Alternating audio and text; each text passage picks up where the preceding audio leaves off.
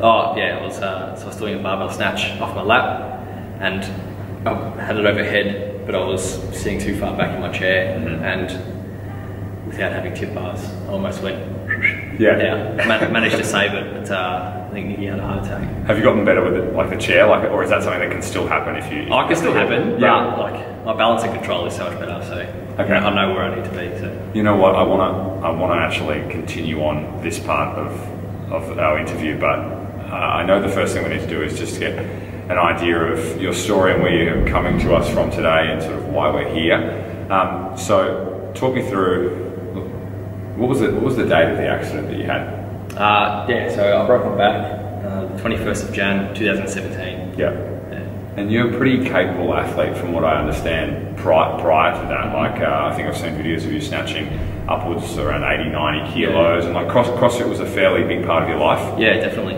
Okay. Doing it for a few years before I hurt myself. So. Yeah, and just so we're really clear, you hurt your back not doing CrossFit. No, I was mountain biking. Okay. Now, we're going to explore sort of all things that have happened post that injury, but as soon as it became apparent that you were going to be in a wheelchair, what was your view on something like CrossFit? Like, did you think it was going to be a major part of your life moving forward because of what had happened, or did you think, oh, okay, well that's the end of CrossFit, or what was your view on it immediately? I didn't really think about it initially. It took a while for me to really think about what I was going to do post-injury. Yep. It was, the first few weeks were just crazy. Sure. Operations and bed rest and all sorts of stuff. Yep. And it was a pretty awful time as well. So it was just, for those first few months, it was just about, it sounds dumb, but just about survival. It was just about getting through it and getting out of hospital and trying to return to normal life. And so I think it was maybe 3 months or so post-injury. I was still in rehab, but was starting to get some functionality, get stronger, get over the bed rest and the injury per se. And then I started to look into CrossFit and adaptive CrossFit in the States was sort of really kicking off at that stage. What sparked that? Like, was there you happened to see it on Instagram, or did a coach speak to you about it? Yeah, I think it was Instagram. I think Kevin Ogar. Instagram. Yeah. The saviour of everything. Yeah. But yeah, Kevin Ogar broke his back doing CrossFit a few years ago. And he's been doing, as soon as he got upright again, he was doing CrossFit. He was back into it, So I started following him and just snowballed from there, really. Sure. Now, I don't want to dwell too much on this, but I think it's an insight that very few people were able to give us. Those first few months, you said, they were really challenging. Is it clear to you that there was a darkest hour or a darkest moment? Was it immediately after the injury, or was it when you found out the news, like more long-term news? Like, is it clear to you? There was many days. Sure. Initially, the first maybe 2 weeks or so, because my spine fused, and I was on a heap of drugs and painkillers, so I was a bit, like, my brain was cloudy for those first few weeks. And we the doctors were pretty frank with us, me and my wife, about the prospects. So they said that I had probably, 0.001 chance of regaining any sort of function. Sure. And from the get-go, it was sort of, you got to anticipate that your life's going to be in a wheelchair from this point forward. Okay. So that was, not good news, but it was very clear cut. I think that helped us deal with that. But then, I'm still battling mental health issues now. Sure. I see constant counselling. There was definitely some dark days while I was in rehab. And probably started to hit rock bottom a few times while I was going through all that. So.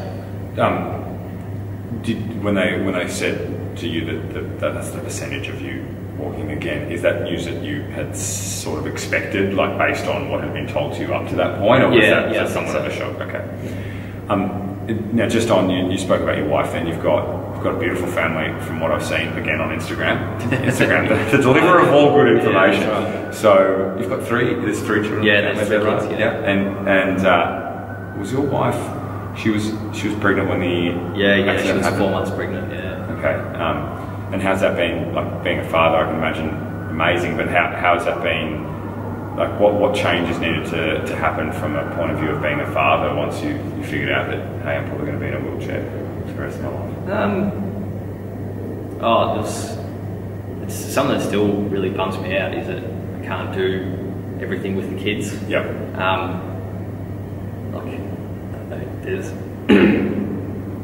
There are limitations being Sure. in a wheelchair. Yep. It's just the way it is. Yep. So that's really a bummer. But in terms of parenting them, like there's nothing different. Yep. It's just sort of nothing's really changed. It's just that instead of being this tall,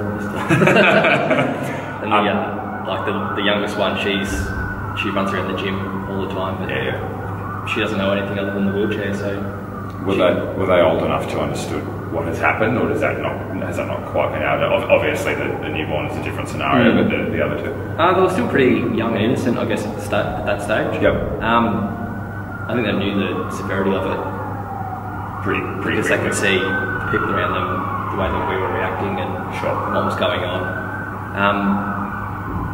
But kids are like, they're bouncy balls. They just They hear the news and then they continue. They just get on with it. So, which is, hopefully they don't have any negative side effects from this. So, now, before we were talking about how fragile people think you are, and there's these scenarios where you'll do something and then everyone worries potentially more than you do. I want to ask you, from two opposite ends of the spectrum, is it more frustrating when people think you can't do something and you can do it, or is it more frustrating when they think that you can do something and you're like, hold on, I actually can't do this, I'm in a wheelchair? Most people are alright. They don't really. People don't have too much. Or make assumptions. General public are they're very kind to open doors and hold them open, but sometimes I just think you don't have to. Yeah, okay. Like people will see me, a door 15 metres away, and I'll stand there and hold it open. Yeah. And it takes me 5 seconds to get to it, so we just sort of make an awkward eye contact. Yeah. Has that ever frustrated you to the point where you're like, I'll do it myself, you don't have to bloody open that door? Thanks. Okay, so the opposite end, like have you had moments where people have been not understanding of the practicalities of your situation and just like, well, that's actually not going to work, what you're trying to do here? Or does that not happen that often? No, I can't really think of any examples of that. Okay. I'm sure it's happened, but that's not... People don't have ridiculous expectations, and no one expects me to do everything. Sure. It's not... Yeah. I think people are understanding in that way. You're actually making me like people aren't imbeciles is basically what you're saying, which is actually making me feel quite good about mankind. Now let's talk about some expectations. So you saw Kevin Ogar on Instagram and you knew you had to get back into CrossFit. How many months or days or whatever it was between the accident and the time that you first walked back into CrossFit Diamond Valley? I didn't walk back in. Yeah, I just said that and I thought, what a faux pas. But it was, okay, so we'll go to the sense of humour piece later. How many days until you rolled back into Diamond Valley? It took a while actually. Okay. So I got out of hospital in May. So I spent about 4 months, all told, in hospital. Yep. And then the youngest was born in June. And so like that month, before she was born, we were just sort of, finding out how to make things work at home and get back into a normal routine. And then she came along and stuffed that up. As they do. Yeah, and then so it took maybe a couple of months after that. I think it was maybe 7 or 8 months even before I started to put this back into your life. Yeah. Okay. Can I ask? I know this is almost like a very dry question, but what was the first thing you did when you got here? Like, what was when someone said, "All right, let's warm up"? What was the first thing you did? Oh well, we came back and was sort of very I lost a lot of weight and strength when I was in hospital. Yep. I think I dropped 12 kilos or something. So it was just sort of, we came in and just tried to make everything what I had bulletproof. Okay. As I say, if I blow a shoulder out, then I'm screwed. I won't be able to get out of bed. Yep. get in the car or anything like that. Sure. And so we worked with Aaron, the exercise phys at the gym for, I can't even remember how long. We had a few sessions, sorry. And yeah, that was just all about making sure shoulders and everything were moving well and strengthening up. And it took maybe 4 to 6 weeks before we actually started to do traditional CrossFit. Sure. Yeah, that was. Well, in that period, were you enjoying it, or was it more of a I know I actually have to do this, or were you genuinely enjoying being back? No, I was enjoying it. I knew I had to do it. Yep. I had to make sure everything was working right. I've played cricket all my life, so my shoulders are a bit dicky anyway. Yeah. You batter or bowler? Bowler. Yeah, so your shoulders are definitely dicky. Yeah, that's right. Yeah. And so I just wanted to make it right. But even just moving weights felt good. Sure. You know, the little things, the rotations and just to almost get a sweat of some sort. That was like such a long time between it. It felt like I was starting new again. Yeah. So it sort of had those newbie gains again. Yeah, that's the fun part of CrossFit. I haven't PB'd in 4 years. What was it like being back in the community? I know that's a vague question, but I guess the DV community, I can only imagine, was just sort of like waiting for this day whether that you would return. Like, what was it like being back in amongst the crew? Yeah, really good. Mostly started off doing one-on-ones with one of the coaches. It was either Aaron or Nicky. And it wasn't until the Open in 2018 that I started to really join in the classes proper. Wheelwide ran their adaptive Open. So that was in 18? That was, 2018. Okay. We'll talk about the fact that you've qualified for this year's game. So you've done 2 of their sort of Opens, is that right? Okay. Yeah, so that was the first taste of really getting into, the proper CrossFit. Yeah, okay. Again. And yeah, that was where we realised that didn't have to really baby myself through what we were doing. We could actually push it and I think that helped to not feel like I was a precious flower. I understand. You were capable of strong stuff. than I thought I was. Now, I feel like this is something that your coach, and we're going to bring her into the fold soon, will be able to give us some more insight on. But when you returned to the gym, did you notice the effect that your presence was having on the community? I didn't notice it, but after a little while, there were a few people that's sort of hinted at that. Sure. And said that it changes people's day when I come in with my daughter or whatever. So I didn't notice it. I just thought it was like, just coming to the gym. That's the way I wanted to treat it anyway. I didn't want it to be anything special. Yeah, okay, I can understand that. But yeah, I think a lot of people were getting something out of it before I even knew. So. And how does it sit with you that if that's the effect that you have when you come into this space? I can only imagine that in other areas of your life it is the same thing. So when you roll, I'm going to make sure I keep saying roll, but if you're having that effect on the members of a gym that you spend an hour a day with, you're definitely going to be having that effect on your wife and your children and things like that. Like, how does that sit with you? Like, is that something you noticed again, or was that just you were just going about your business? I think just going about my business. I would like this stuff that I've gone through to have a positive effect on people. Yes. I don't want people to be sad for me or heartbroken or whatever. I want people to see something tragic's happened and something's good come of it. And so that's the sort of that's I don't know how to describe it. It's not something I don't typically think about, but I guess that's what I want to get out of anything that I'm doing. I want people to know that just because something awful's happened or you're facing challenges, that you can still do something great. What was the turning point, if there was one, where you realised that that's the attitude that you wanted to take? Because I can't imagine it was like that straight away. Nah, definitely not. I couldn't pinpoint a time. I think probably after, in terms of what I was doing here, after that Open that first time, just realised that there was there was more there. So yeah, okay. Yeah. I was about to say Instagram and the CrossFit Open. Like, if you got those two things, basically got those two things under wraps. Look, we're gonna bring in your coach in a moment.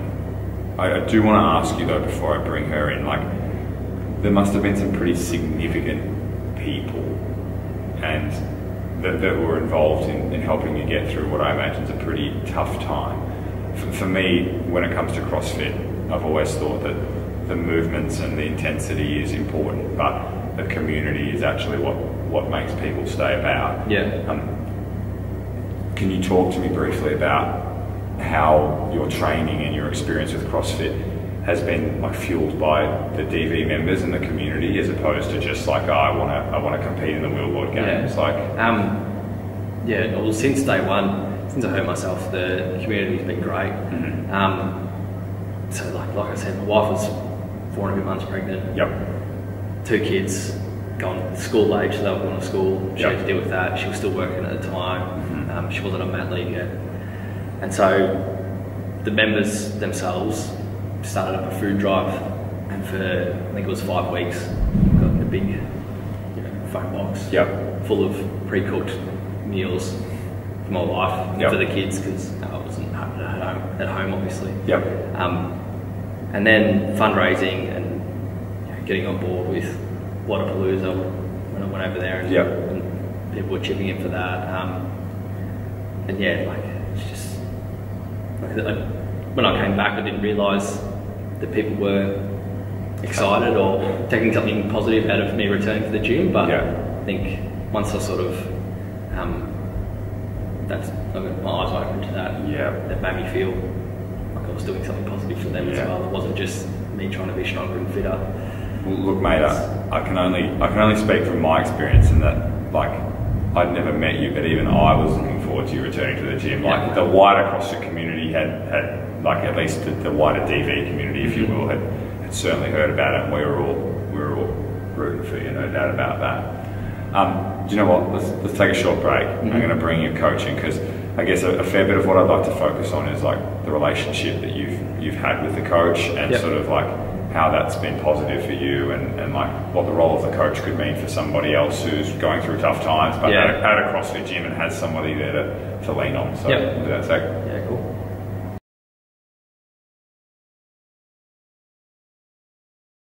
So as promised, I brought along, this is her gym, so she was already here, Josh's coach and owner of CrossFit DV, Nicky. Nicky, thank you for joining us. Thank you, Ed. Now, I know this is not going to be easy for you, because I know whenever you have to speak about this, it's like it's challenging for you to talk about the way you've been involved in the last few years.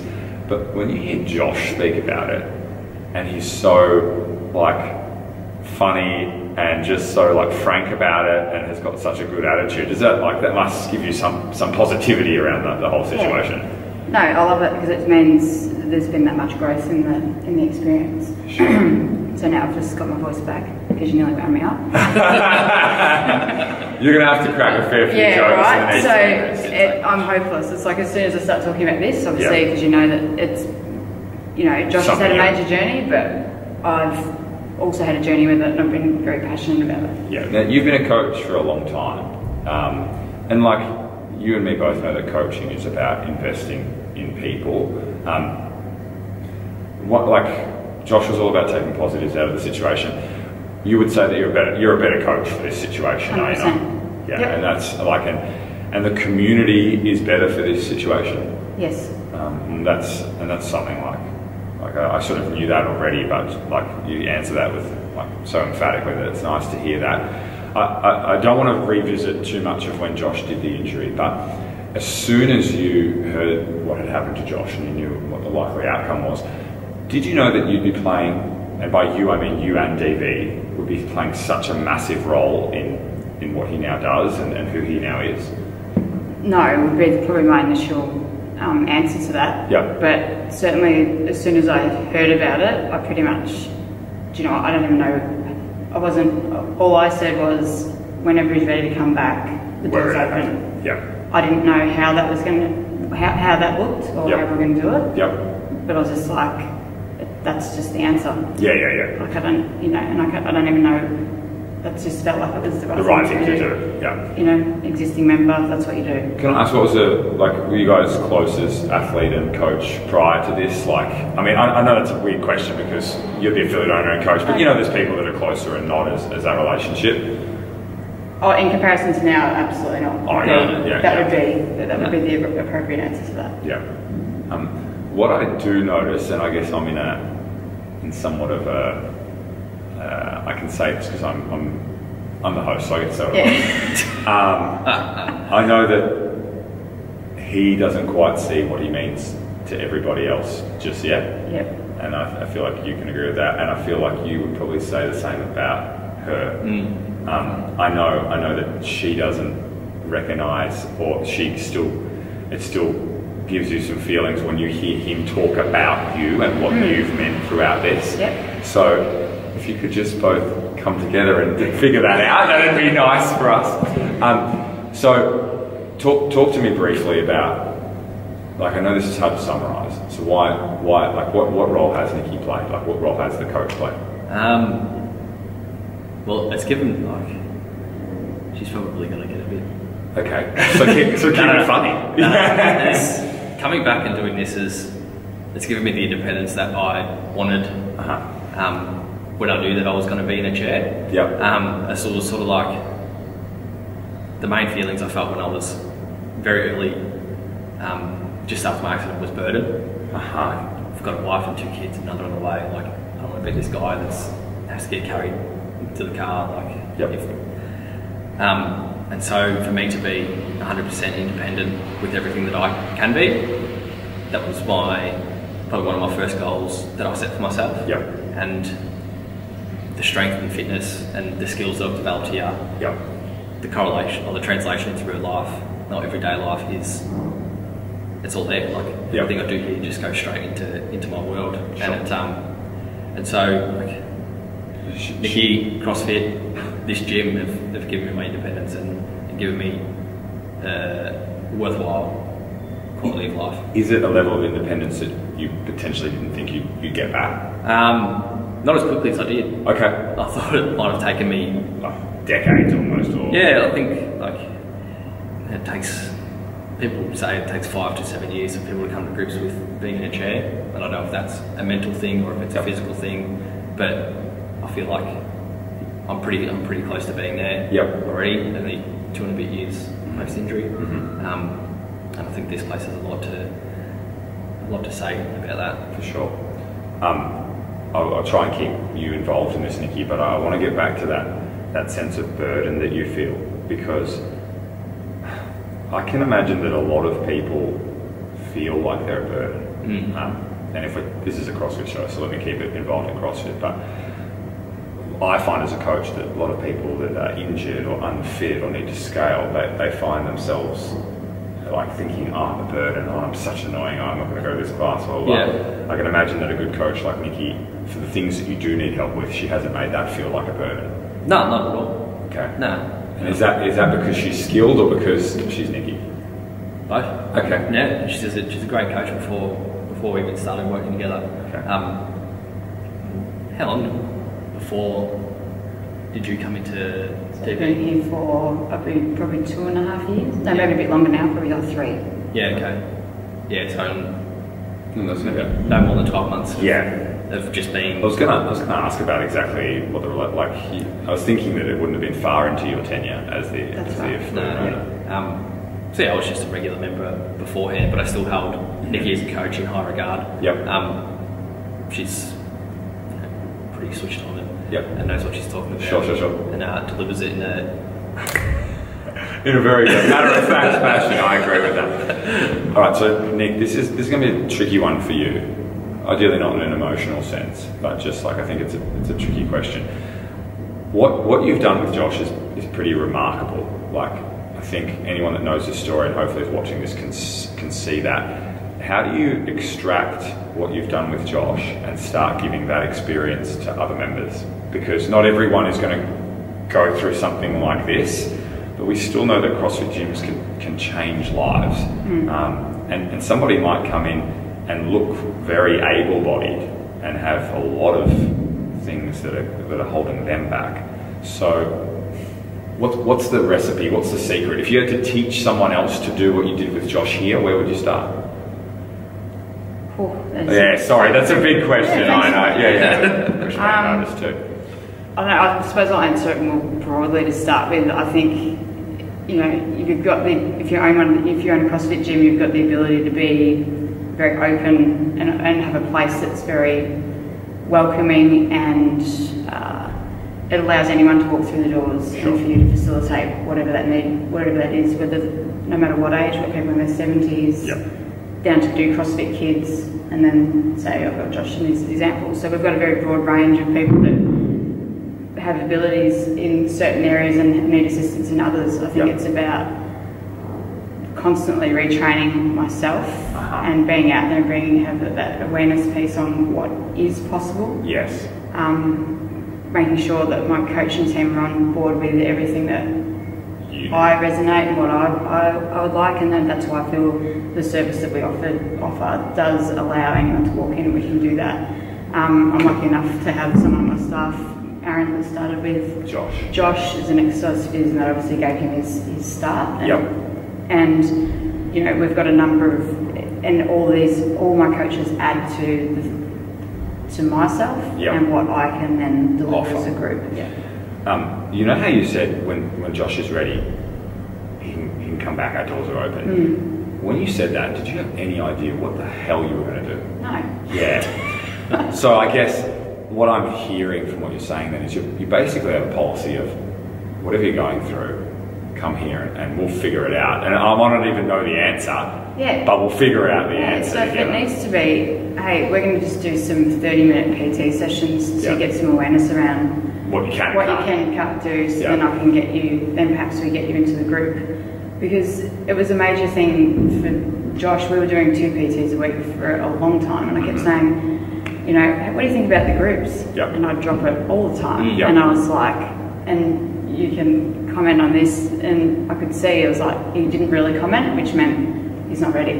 He's mentally not ready. All right, so, you know, and even in the first, probably in the first month or so, like there wasn't much chit chat going on. He was having his own battles. And you know, it's about understanding the care factor and understanding the personalities. Like all this stuff is, I always say these are all the extra layers to a good coach. Like if you care that much, you're going to go and do the research and figure out how you are going to help that person. So at that stage, we were very lucky that there was a lot of the adaptive stuff was coming out. So you could keep having a look at this stuff and going, I wonder if that'd work. I don't think I'm quite there yet, but that would be the goal. Let's, hey, have a look at this. You know, let's. That's our aim to get to that, but let's just see what the movement looks like. And it was always the same with Josh. It's still mechanics first. If it's not moving right, well then you can't load it. If you can't do the movement right with body weight or band it or. Are you surprised how much of the CrossFit you knew actually translates straight into what Josh can do? Yes would be the honest answer. But now it's like, sure, we can do that. Well, I think I'm probably several stages behind that because you've got so much more exposure to it. But I think the first time I saw a video of you training, I was like, oh my God, I can't believe you can do that. And now I see stuff, I'm like, of course he can do that. Like, he can do all this stuff. But I suppose it's about the, it's the same thing. If you're open to,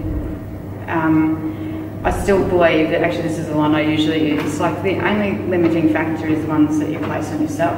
Because if you put yourself in this box, then you can't see what is possible. And that's like people saying, I'm not ready for CrossFit. Well, that's because you've already put yourself in this box like this to say I'm not ready. But it's unlikely you were less ready than Josh was ready. And that's what I'm saying. It's like, hey, you know, we know we can cater for anyone, so just come down and take the plunge.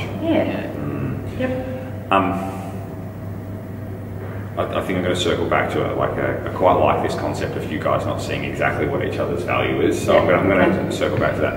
I think I don't answer this, but you can appreciate that the potentially got pretty lucky in terms of finding a coach that was willing to just dive headlong into this and sort of, I guess you took the plunge of coming back to the gym, and she took the plunge of just, okay, I'm going to do everything and anything I can.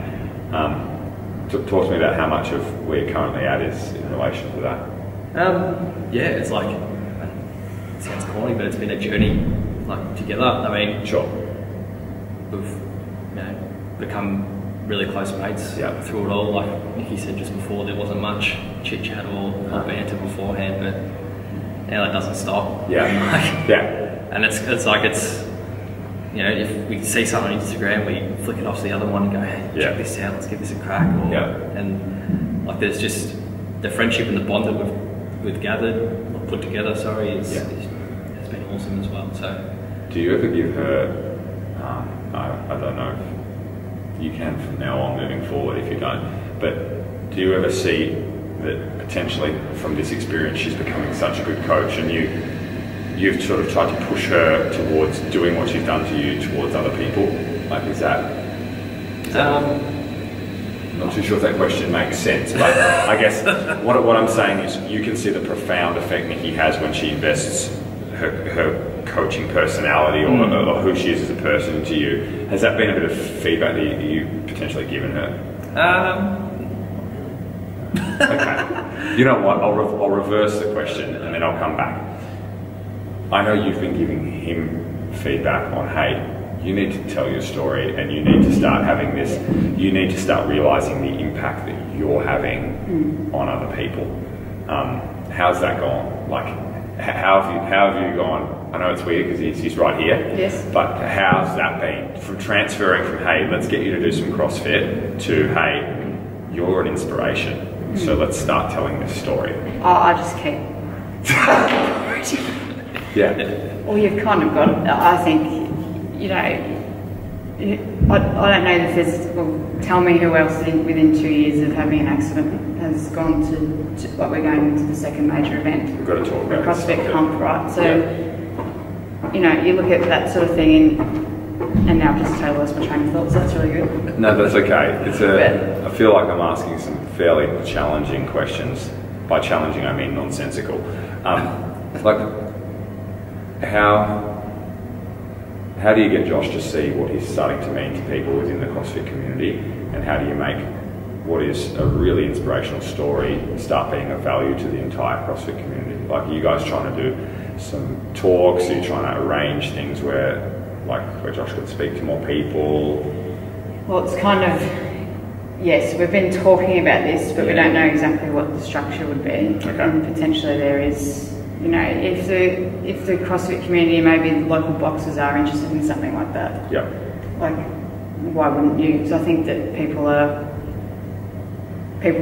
the story is inspirational, and he is in himself, even to do a drop-in talk and do a workout with a box, each individual box or whatever. Okay. Like, that's an awesome outcome. Like, we're doing the adaptive course when we go to Canada at the end of this month. I've got high aspirations of what I'd like to do with that. Yep. But of course, there's a number of things that need to fall into place to allow me to do that. Sure. But you've got to have these goals, because otherwise you come to you from isn't that right? So I think we're in a privileged position in some respects, because these relationships don't often happen. Yep. We've certainly embraced it and run with it, and we've just gotten some amazing results. Yep. So I think there is an opportunity for us to do something special for people in the adaptive space. That's right. Look, I'm going to ask Josh for his message in a moment, but one of the big things I guess I've taken from speaking to you right now is that the biggest thing Josh did was that he just came in and put his trust in you and rolled through the doors.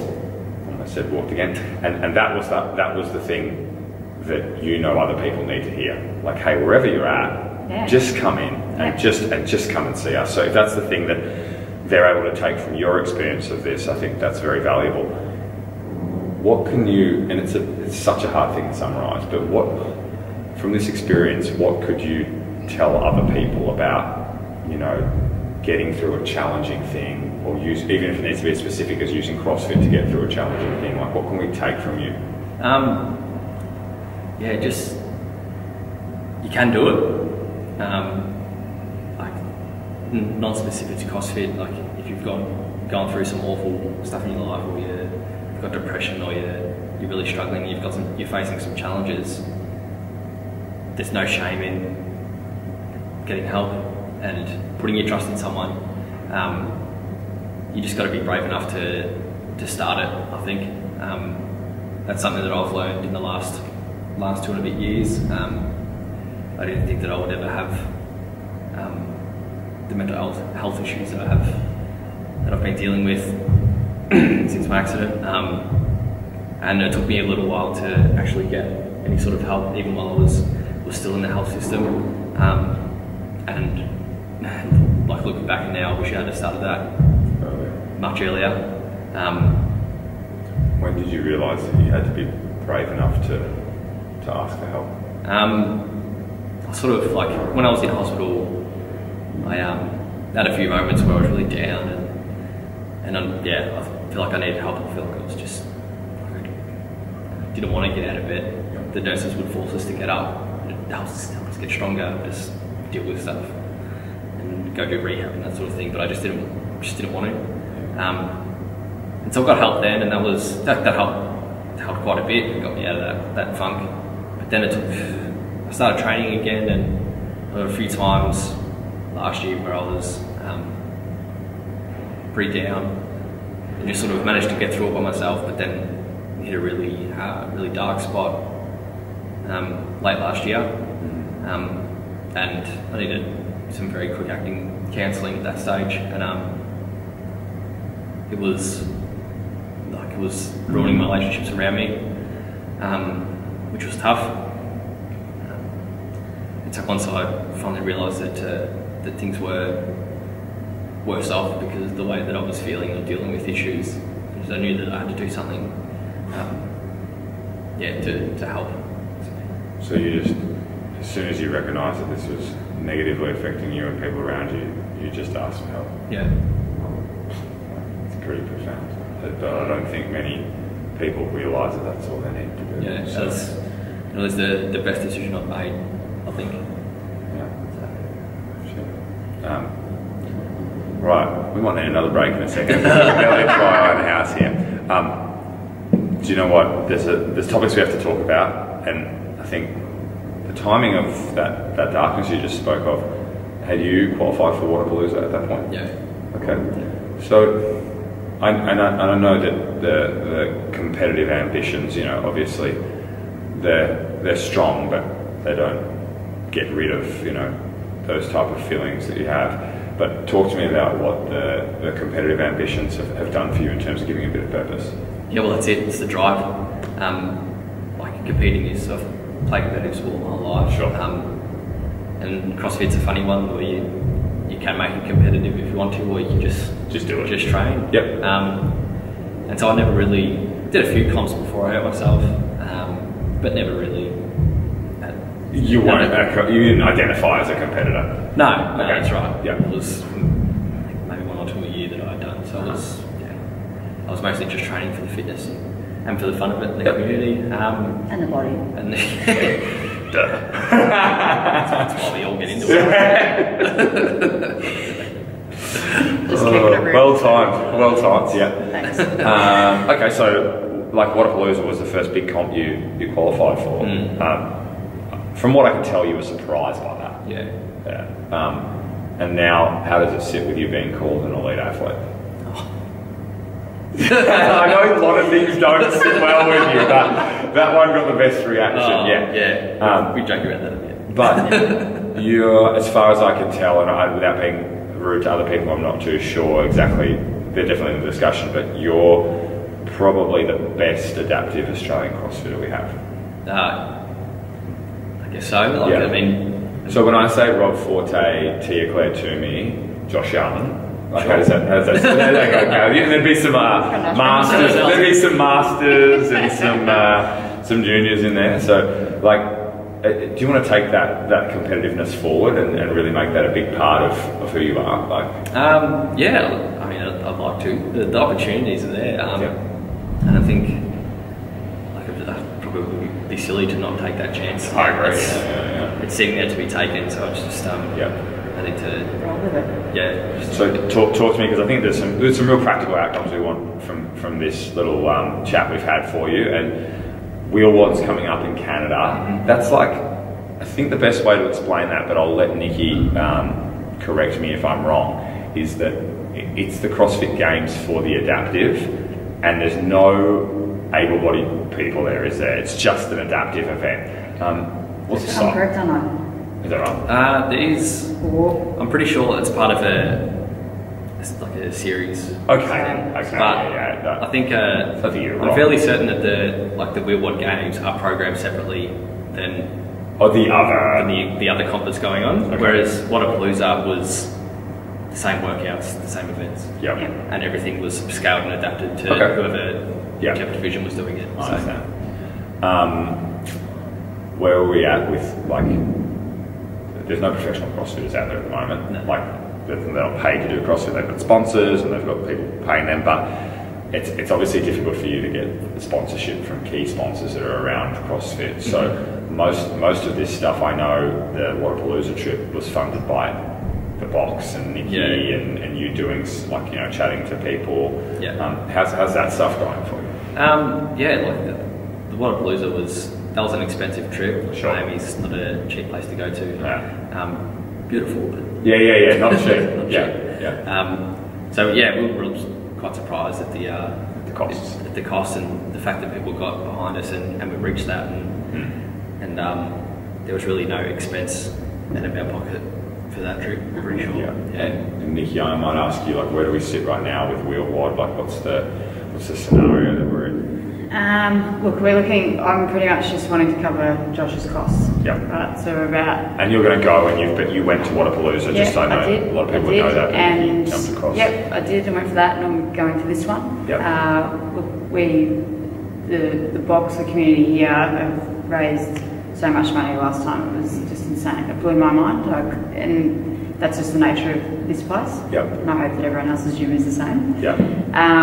But for this one, we've just put up some supporter t-shirts for Josh. Yep. The link's on our Instagram, also on our Facebook page, and all proceeds are going to Josh. As I said, that's going directly to his flights, accommodation. Sure. And that's it. Well, look, you guys probably can, like, again, I'm the host, so I get to do what I want. But for those that are watching now, like, I put a post up recently about what CrossFit is, and I guess using a similar vein, like, if you're the person that loves to buy gear off the Wad Life once a week, or get the latest shoes every time they come out and stuff like that, that's me. I'm totally there. But that's not being a CrossFitter. Being a CrossFitter is getting behind people in the community, getting behind people like Josh and Nicky. So my plea to you as the CrossFitter is maybe just think about not getting that new RPM rope that you don't need, and just throw a little bit of support behind these guys, because it's only the tiniest little bit of support they need from each CrossFitter out there. And I think we get to do something pretty special, not just for these guys, but for our community as a whole. Like, I just can't think of other communities that would be able to rally around Josh like this one at DV has, and then the greater CrossFit community has to a degree, but I think we can do more. Guys, on that note, that might be where we finish, if that's okay. Is everyone cool with that? This is definitely not going to be the first time I'm going to have you on this show, particularly because I want to get through a whole interview without saying, when did you walk back in the doors? So, I've all said it. Have you said it? Yeah. Oh man, I've said it too. What's the best faux pas, or the worst faux pas? Oh, that's probably going to be close to it, isn't it? Okay, let's finish on this one. I was at a mate's wedding a few months ago now, and it was late in the evening. This wasn't Troy's. I was going to say good. And the photographer was going around, and we were sitting around like a table, a trestle table, on benches. I know where and she stands up on the end of the table, and she's like, "Everyone, stand up!" And I So I just sat there and said, no. And what did she do? And then she goes, get the up. Oh, wow. And then she's come around the other side of the table and seen that I was in a wheelchair, and she nearly dropped her. She just mortified. Poor thing. Okay, well, I didn't do that, so good luck. Hey guys, thanks for watching. Yeah, it was a great episode. Please share this one away and make sure everyone gets to see it. Keep converting pounds to kilos.